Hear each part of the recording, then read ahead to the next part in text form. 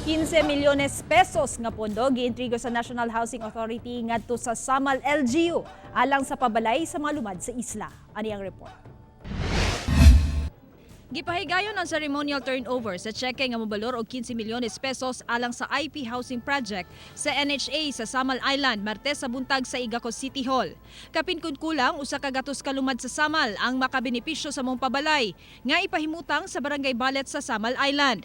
Ang Samal City Council miapruba usab og 10 milyones pesos nga pondo aron madugang sa maong proyekto. Para maplastar gyud ang Balet IP Village nato, ang drainage, ang water, pati ang dalan hasta ang kuryente. Advance na ning pamasko. Advance na ning Christmas gift sa Island Garden City of Samal.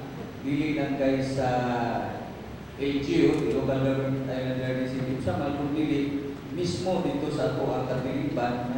Mapasalamaton ang mga lideres sa Lumad ug nang hinaot nga masundan pa ang maong proyekto aron matabangan usab ang uban pang IP sa laing barangay sa Samal. Tugod karon hangtod sa 60 days, diha na magsugod ang katuan construction.